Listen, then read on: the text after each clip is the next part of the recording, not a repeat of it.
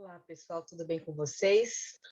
Bom dia, eu espero que vocês estejam bem. Eu sou a professora Juliana Pádua. Sejam muito bem-vindos e bem-vindas a esta aula, porque nós temos um tópico especial, é o nosso início de estudos de uma estética literária, estética chamada trovadorismo. Vocês vão saber tudo sobre isso hoje. Tudo em termos, né? Mas, olha só, nós temos como objetos do conhecimento o trovadorismo em Portugal, vou explicar por que em Portugal, com o contexto histórico, características, e dentro do trovadorismo nós vamos desenvolver estudos sobre os textos que são as cantigas líricas e satíricas. Então, vamos lá. Os objetivos, né, apresentar o contexto histórico, as características dessa estética que eu mencionei. E olha, nós estamos viajando aí pelos séculos XII a XIV, né, por enquanto. Também vamos estudar as cantigas trovadorescas, que se dividem em gênero lírico e gênero satírico. Bom que vocês já têm esses primeiros conceitos, né, conhecimentos aí sobre gênero, né, o gênero lírico, que nós falamos tanto, que se dividem aqui no trovadorismo em cantigas de amor, de amigo, e dentro do gênero satírico, que é a crítica, né, com humor, há dois subgrupos, né? São as cantigas de escárnio e maldizer. Mas vamos ver tudo isso aos poucos e devagar. Então, nós temos as nossas referências aqui, referências bibliográficas, a começar pelo livro de vocês. Por 3 semanas, nós iremos usar o livro didático de literatura brasileira. Nós começamos aí na unidade 2, no capítulo 4, então vocês localizem, né? A nossa página começa exatamente na 78, página 78. Então, né? Por que estudar a literatura portuguesa aí desse período em que ainda não estamos nem falando de registros literários no Brasil, apesar de sabermos que havia, sim, uma arte, uma cultura entre os povos originários, mas nós estamos falando de registro, né, escrito, e de fato isso nós não tínhamos, e começamos a ter a partir de 1500. Então, como entra aí Portugal na história, a gente sabe, né, dentro do processo de colonização, e obviamente há uma influência cultural, né, e é essa parte que nos interessa. Então, também os primeiros textos portugueses, textos registrados, né, que datam do século XII, serão objeto de influência,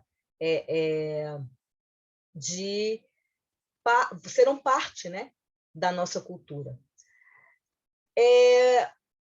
No contexto da Idade Média, nós vamos especialmente falar do feudalismo, não com profundidade, mas com conhecimento que vocês já têm, só para uso de alguns conceitos que são importantes para a gente entender esses textos que eram escritos nessa época em Portugal. Tá? Então, eu começo por essa belíssima imagem, que é chamada Sete Alegrias da Virgem Maria, e essas 7 alegrias passam por vários momentos da vida de Nossa Senhora, desde a Anunciação até a ressurreição de Cristo. E pensar que a Idade Média é um período teocêntrico, né, em que a Igreja tem grande poder, influência na vida das pessoas, especialmente na construção de um pensamento, e é por isso que a gente consegue perceber, né, também na arte essa expressão. Então, observem aí as cores, a própria temática religiosa. E uma outra coisa que eu queria já começar a falar com vocês sobre a transição que nós temos, né, em termos de pensamento e expressão dentro das estéticas literárias, que ora marcam um ponto mais forte na racionalidade, ora no sentimento e na expressão pessoal, subjetiva, né? Então, a gente tem esses dois processos, E esses processos são representados pelos deuses, né? Por Apolo, que é o deus da cultura, da racionalidade, da cultura, e pelo deus Baco ou Dionísio, né? Gerando aí um processo apolíneo, racional, e dionisíaco, que seria o emocional. Mas isso a gente vai falar mais para frente, eu vou repetir isso com vocês. Não se preocupem agora. Falando de arte aí, né, uma parte da arquitetura, o modelo gótico, né?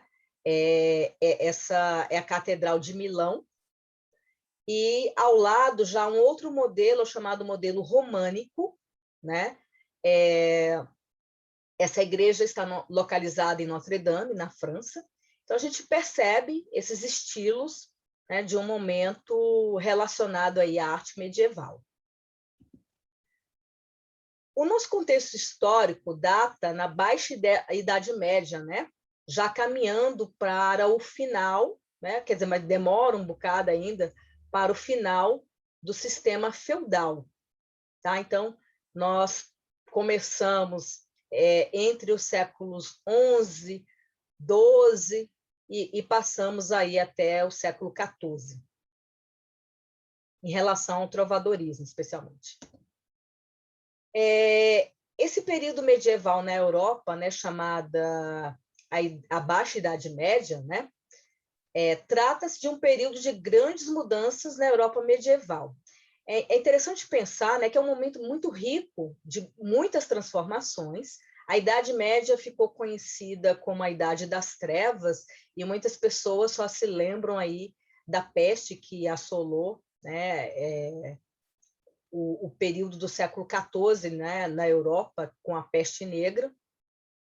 Mas nós temos, sim, o renascimento comercial, fortalecimento, inclusive um aumento na expectativa de vida, que seria baixo para a gente, né, entre 40 e 45, não sei bem, mas seria baixo para a gente nos dias de hoje, só que há um aumento da população, há um crescimento, até que, sim, há uma crise, mais aí para o século XIV, e dessa crise nós temos a fome e o retorno de algumas doenças, né?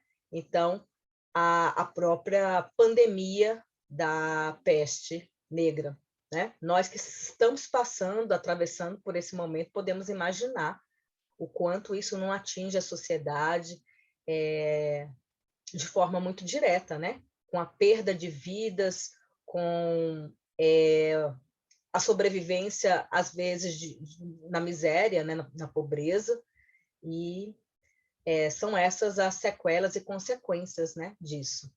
Então, nós temos aí um outro fato importante, né?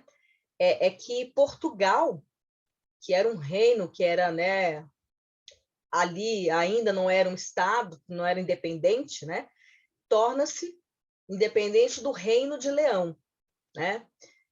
Chamada aí sob a égide da Santa Sé, que é uma instituição religiosa de poder, né? Hoje localizada em Roma, independente até do Vaticano, com o juramento de vassalagem e enfeudamento do reino por parte do monarca fundador Dom Afonso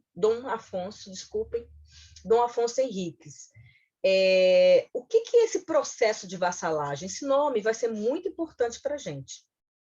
É um processo de obediência, de fidelidade. O próprio enfeudamento aí diz respeito a isso, né? Quase que uma subserviência cega, né? Sem questionar, e só um processo de obedecer.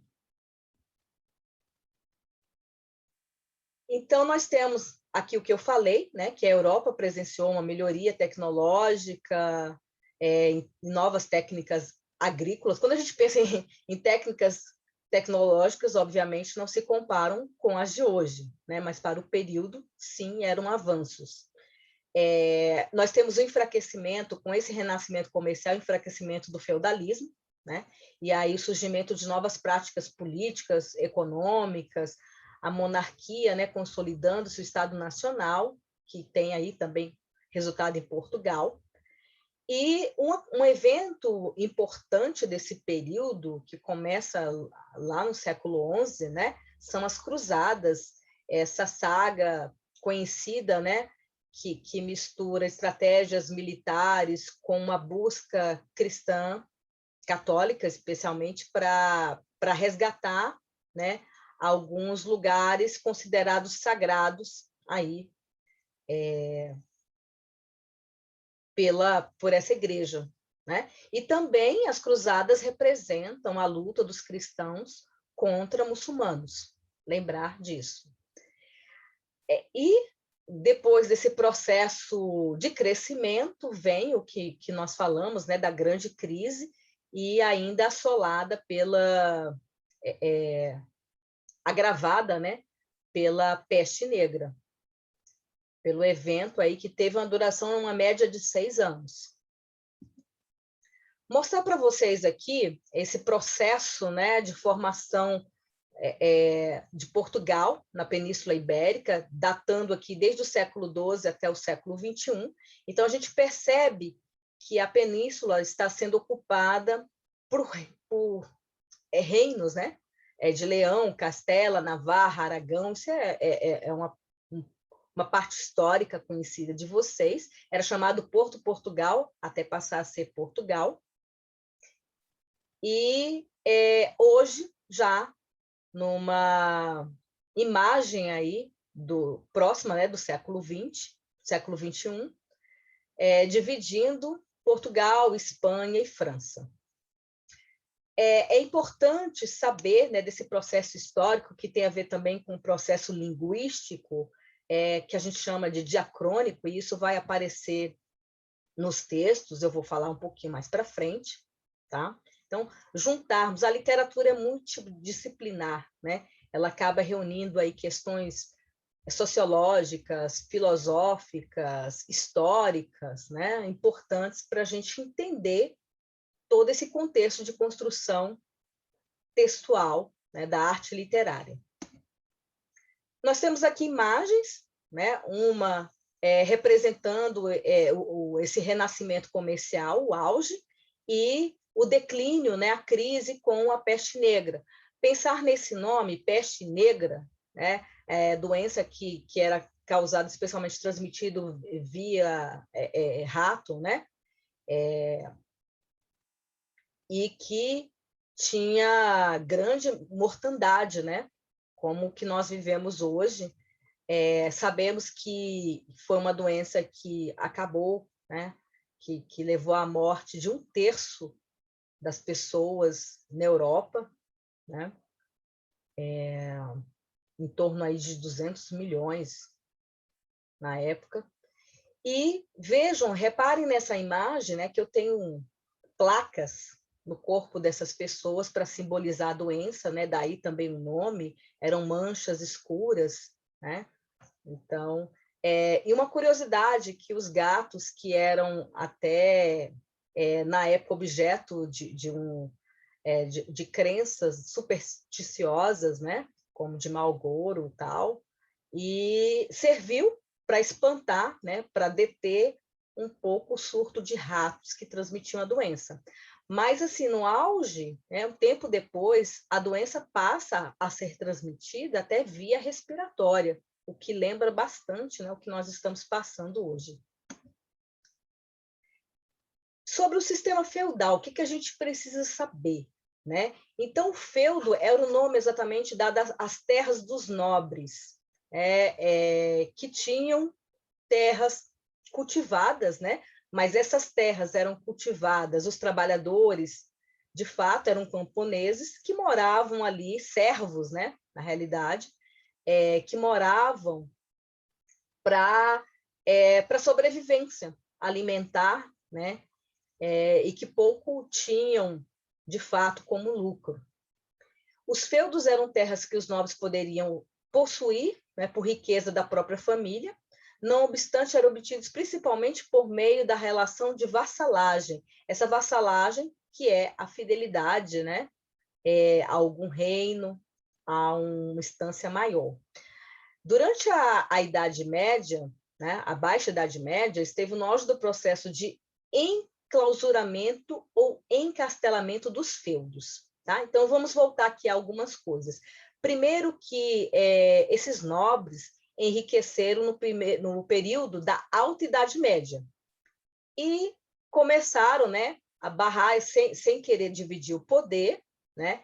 Criou-se um chamado estamento, uma divisão em classes sociais, que eu vou mostrar daqui a pouco, de forma que praticamente não havia possibilidade de mobilidade, né? Então, o camponês servo, ele nascia pobre ali, servindo, ia terminar desse jeito. Inclusive como parte de uma construção ideológica, até religiosa, né? Que dizia, não, se você nasceu assim, Deus quis, tal, né?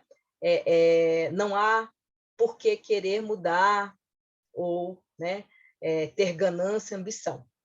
Então, todas essas narrativas eram apresentadas nesse período. E esse processo aí de encastelamento dos feudos, né, nós sabemos e temos até admiração até hoje pelos castelos medievais, são, né, deslumbrantes, e era um processo de defesa, né, contra invasões, tá? Especialmente. No campo político, o feudalismo vai trabalhar com essa relação da vassalagem, né? Criar uma relação de fidelidade e dependência entre reis e nobres, né? Justamente para barrar essa possibilidade de alguém tomar o poder, né? De um rei, de um nobre. E esse estamento, né? Essa divisão, essa era estamental, era dividida em classes, como eu falei, com pouca mobilidade social, né? Nós temos os camponeses, que deveriam sobreviver do seu trabalho e eram obrigados a viver de pesados impostos, o clero, composto por membros da Igreja Católica, e os nobres, a elite social da Idade Média, né? É uma classe privilegiada, descendente dos ricos romanos e de pessoas que haviam ascendido em algum momento na Alta Idade Média também, como eu falei, né? Especialmente alguns vieram do sul da França, né? Com esses ganhos. Observar que, né, o povo que tinha a população, né, de camponeses e servos que pagavam impostos, e tinham menos e ainda pagavam impostos, né? Criando aí uma situação até de injustiça social, talvez não percebida neste momento, nesse contexto. Só para mostrar essa estrutura, né, estamental, em que eu tenho lá no topo da pirâmide o rei, né, depois clero, nobreza, às vezes os dois até ao mesmo tempo, como está ao lado, e os servos, né, que se dividem em várias outras categorias, que aos poucos a gente vai conhecer. Então, o rei lá em cima, né, nobreza, clero, são senhores das terras, tudo lhes pertence, não pagam, desculpem, imposto, mas recebem, né, esse dinheiro aí do povo. E o povo é quem sustenta, o clero, a nobreza, trabalha, paga impostos a todos, e trabalha para o rei também, nas obras e na guerra, né? Nós falamos aí de um período de guerra, e é claro que isso vai desenhar esse formato social que nós estudamos. Eu trouxe uma curiosidade ligada à tradição feudal. Não sei se vocês já ouviram em algum momento falar sobre a comunidade pomerana, hoje muito presente na região do Espírito Santo, mas também em alguns lugares do Sul, Minas Gerais. Vejam só, nós temos aqui o casamento pomerano, em que as mulheres se casam de preto com uma faixa verde na cintura, né? Bastante curioso. Mas, assim, a gente precisa pensar que a tradição do vestido branco é recente, tá? Não era incomum na Europa o casamento de vestido preto, até porque era mais prático, né? Mais higiênico, tem toda essa história. E essa cultura, né, pomerana, de origem alemã, obrigava, assim, praticamente era parte da cultura até 1940 que as mulheres se casassem dessa forma, né? Hoje é uma escolha. E, de acordo com a tradição, a noiva era arrumada pela mãe, trajava um vestido de cetim preto com uma faixa da cor verde na altura da cintura. Um sociólogo, né, George Custer Jacob, levantou a hipótese de que isso remonta, né, essa tradição remonta o período feudal, medieval feudal, em que as mulheres dos camponeses, dos servos, eram obrigadas a ter a primeira noite com o senhor feudal antes mesmo do marido. E, para tanto, né, elas faziam um gesto de protesto, que era o luto, o vestido preto, mas com uma faixa verde em sinal de esperança. Então, aí, né, essa simbologia bonita, né, e parte de um processo histórico que precisa ser lembrado, né, nesse período feudal. E aí, agora, nós passamos, de fato, para o trovadorismo em Portugal. Deixe-me ver aqui quanto tempo eu tenho ainda. Dividida nas cantigas, né, que eu já mencionei para vocês. Um pouquinho antes, a gente precisa conhecer aí, resgatar essas eras literárias que eu já mencionei, né, que nós já trabalhamos, falando dessa linha, né, que vai apresentar diversas estéticas em diversos momentos, né, pelos séculos aí. E aí nós temos essa primeira parte, né, essa primeira produção de registro literário, que data da era medieval. E essa era medieval, por sua vez, se divide em dois momentos. Na primeira época, que é essa que nós estamos trabalhando hoje, né, do trovadorismo, com as cantigas, né? Nós vamos estudar na terceira aula desta semana, a prosa, né, a parte da prosa. Também nós temos aí outros textos, o teatro, os autos, né? Isso interessa especialmente ao estudo relacionado a Gil Vicente, já dentro do humanismo, que é uma chamada estética de transição. Depois vocês vão entender o porquê desse nome, tá? Mas é importante acompanhar esse processo histórico, temporal, das estéticas, do desenvolvimento das estéticas literárias. A gente não pode pensar que, na realidade, é assim. Hoje termina o trovadorismo, amanhã começa o humanismo, no mês seguinte vem a era clássica, não é no automático, né? Nós sabemos que as mudanças sociais, históricas, elas acontecem aos poucos, mas para fins didáticos, a gente acaba dividindo dessa forma. E aqui, de uma maneira mais geral, né, todo o estudo dessas eras que nós fazemos, as eras literárias, desde o primeiro ano do ensino médio até o terceiro ano, até o final. Então, nós estamos ainda lá no início, nessa era medieval, né, no século XII, e chegando até o século XIV, depois passamos para o humanismo, de 15 a 16, e aí vem uma outra era chamada Era Clássica, que depois vai ser desenvolvida, explicada para vocês. Passamos, especialmente no Brasil, né? Nós começamos com a chamada literatura de formação, depois a gente passa para a era moderna, ou romântica, né? Que a gente já mencionou, a gente volta e meia utiliza texto, e o romantismo, depois vocês vão observar, é o resgate do trovadorismo, de uma tradição do trovadorismo também, daí a necessidade de a gente relacionar uma coisa com a outra, estudar esses antecedentes.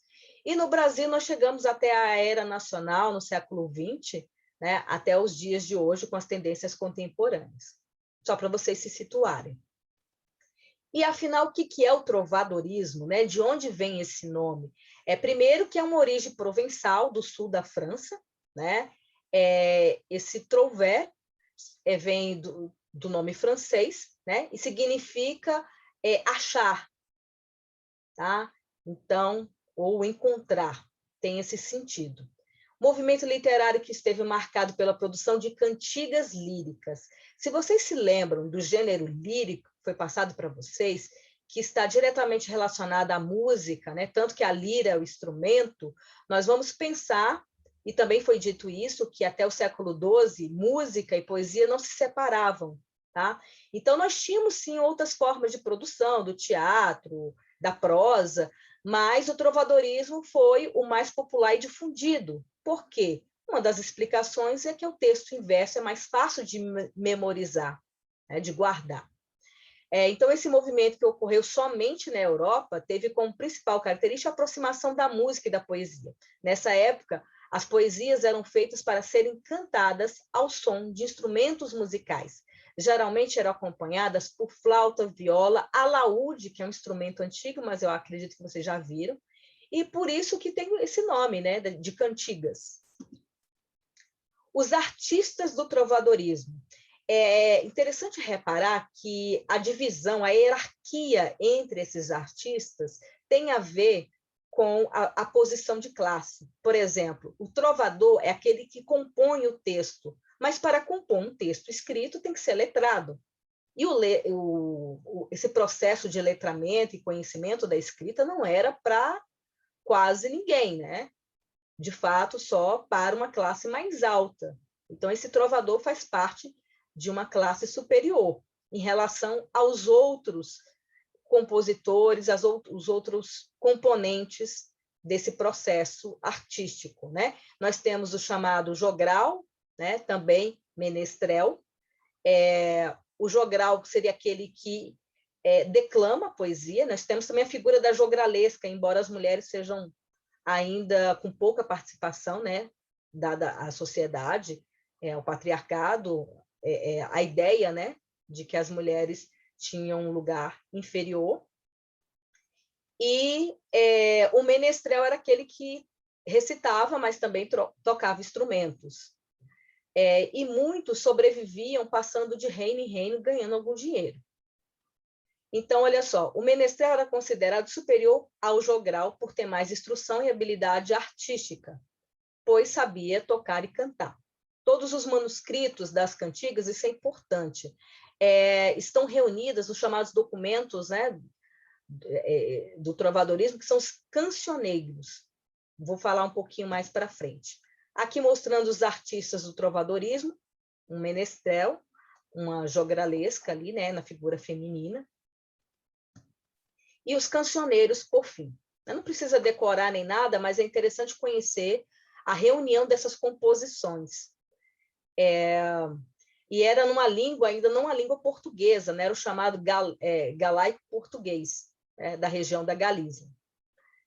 O primeiro aí da Ajuda reúne 310 composições, encontra-se na Biblioteca da Ajuda, em Portugal. O segundo, Cancioneiro da Vaticana, reúne 1.205 poesias, de autoria de 163 trovadores, está na Biblioteca do Vaticano. O Cancioneiro da Biblioteca Nacional, né, que tem o maior número de cantigas, 1.647, e está em Lisboa. O Cancioneiro à Virgem Maria, né, com poesias religiosas, aí lembrando, né, que é própria do período, composto por 426 produções. E o trovadorismo em Portugal, né, tem como marco, vocês vão também começar a perceber isso, que a cada estética nós falamos de uma obra que vai ser o marco inicial daquela estética. Né? No caso do trovadorismo português, é a chamada Cantiga da Ribeirinha, ou Cantiga de Guarvaia, escrito pelo trovador mais famoso da época, o Paio Soares de Taveiróis, né, no século XII, aí, a data, né, uma data incerta. Vamos conhecer essa cantiga? Vamos, de fato, conhecer o texto do trovadorismo? Não se assustem com a linguagem. Pensar que nós estudamos aí a parte das variações linguísticas, né? Esse seria um processo de uma variação diacrônica histórica. Essa cantiga, no seu original, misturava alguns dialetos, outras, né, influências, especialmente do espanhol e do francês. Então, daí o estranhamento da linguagem, mas tem uma tradução ao lado que a gente vai trabalhar com ela. Então, olha só. No mundo, não me sei parelha, mentre me for como me vai. Cá já moiro por vós, e ai, minha senhor branca e vermelha, queredes que vos retraia. Quando vos eu vi em saia, mal dia me levantei, que vos então não vi feia. E minha senhor desaquedi, ai, me foi a mim muito mal. E vós, filha de Dom Pai Moniz, e bem vos semelha, de haver eu por vos guarvaia, pois eu, minha Senhor, da alfaia, nunca de vós houve nem hei valia de uma correia.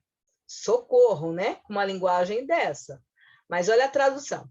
No mundo ninguém se assemelha a mim, enquanto a vida continuar como vai.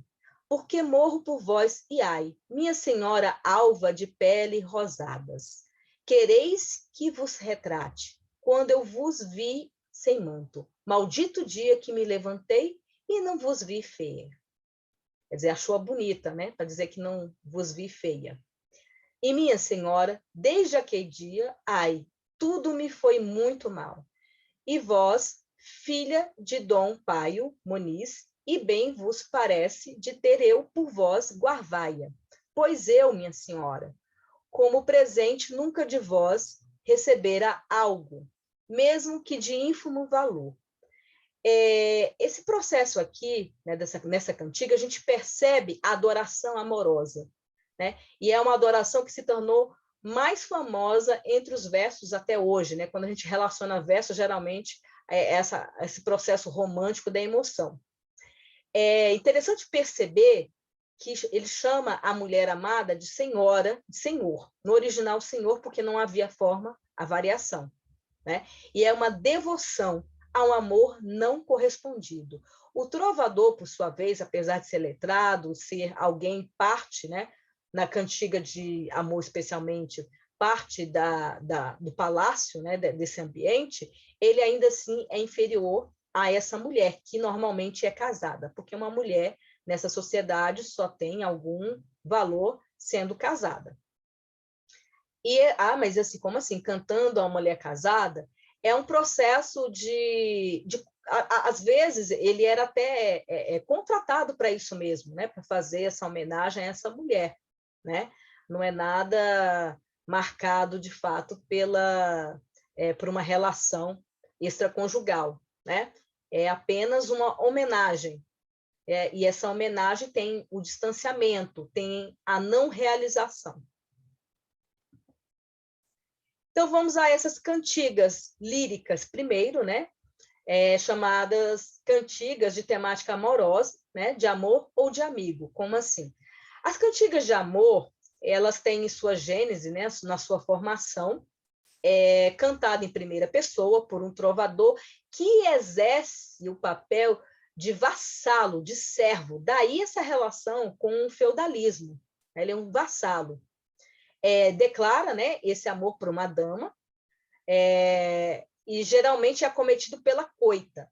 Essa coita significa sofrimento. Vocês se lembram da palavra coitado? Tem a ver com isso, de dor, sofrimento. Ante a indiferença da amada, sempre. Essa cantiga amorosa é direta, né? Ele se dirige à dama como minha senhor, né, que tem relação com senhora, e é o processo de vassalagem aí no modelo medieval.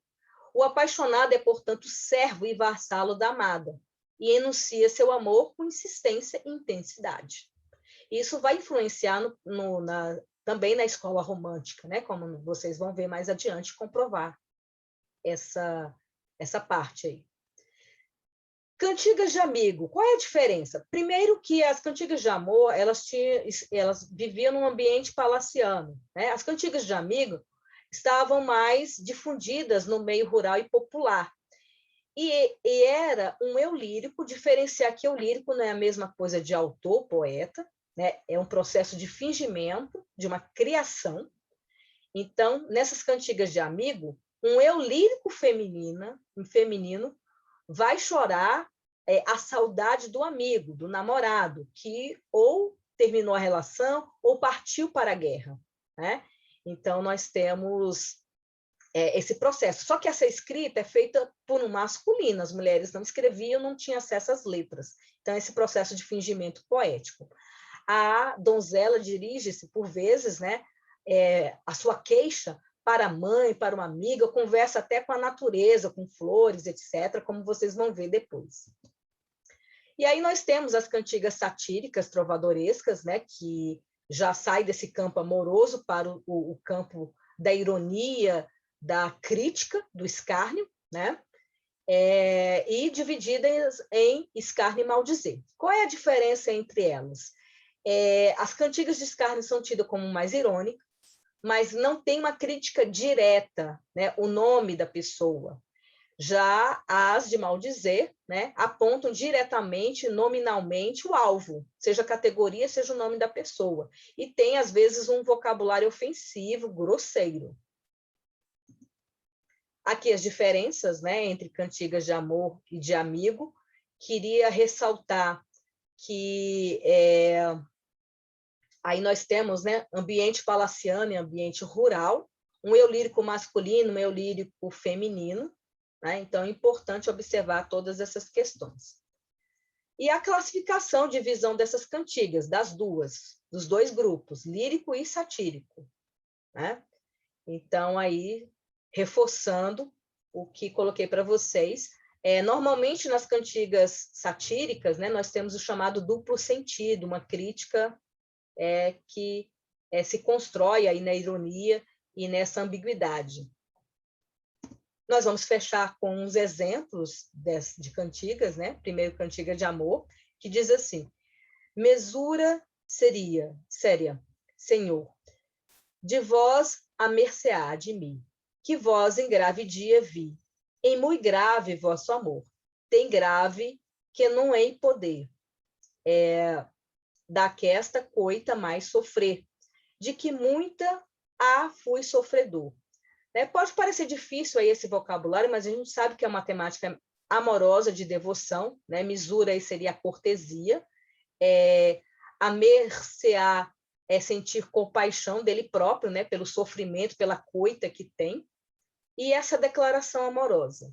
Na cantiga de amigo que eu tenho aqui, oi eu, coitada, como vivo em grande cuidado, por meu amigo que hei alongado. Muito me tarda o meu amigo na guarda. Oi, eu, coitada, como vivo em grande desejo, por meu amigo que tarda e não o vejo.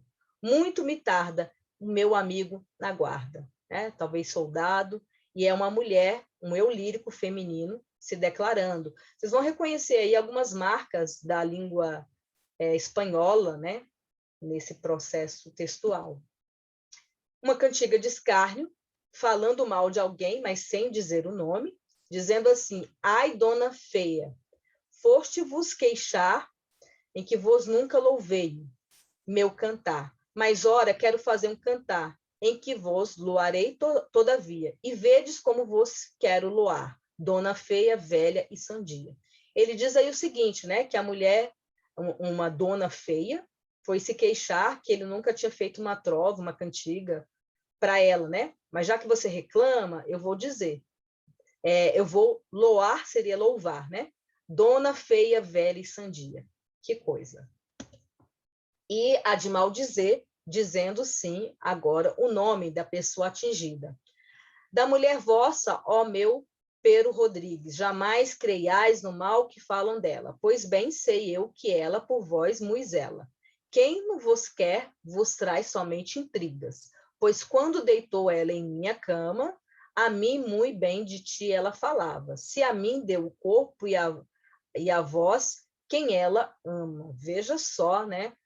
O homem falando dessa forma aí da mulher, né? Do outro, entregando praticamente o que ela fez. Essa cantiga de maldizer. Onde é que a gente pode reconhecer essas cantigas trovadorescas hoje? Eu trouxe aqui inicialmente duas músicas, né? Não dá tempo nem de passar, mas eu vou deixar disponível para vocês, talvez já conheçam. Uma do Djavan, Meu Bem Querer, né? Outra do Chico Buarque de Holanda, que se vale dessa cantiga de amigo, da criação de um eu lírico feminino para compor. E eu vou ler só um trechinho de cada. Meu bem-querer é segredo, é sagrado, está sacramentado em meu coração. Meu bem-querer tem um quê de pecado, acariciado pela emoção. Meu bem-querer é meu encanto, tô sofrendo tanto, amor, e o que é o sofrer? A coita, né? O sofrimento, o coitado do trovador lá dessa era medieval. Então, esse resgate ainda hoje.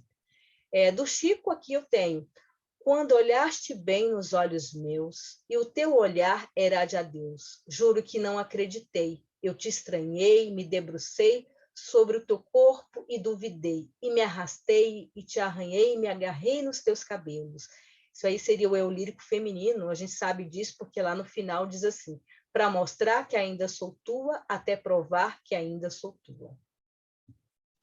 Por fim, algo que se aproxima a essa era dos trovadores, que até faziam uma competição entre eles, né, das trovas, nós temos o chamado slam, essa poesia bonita de rua, que é tida também como uma poesia de protesto, né?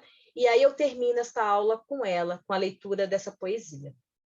Ela, marginalizada, enxerga nos olhos o ódio, a coisa azeda, escapole das pisadas, das armadilhas ratoeiras dentro das casas, que querem matá-la. Mas ela é muito rápida, renasce a cada luta travada.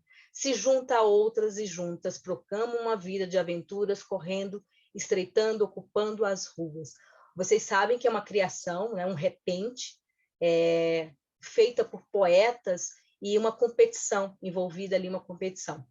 Então, eu espero que vocês tenham aproveitado bastante, que tenham gostado também dessa parte poética, que nós ainda vamos estudar um pouco mais, e é isso por hoje. Até a próxima, gente!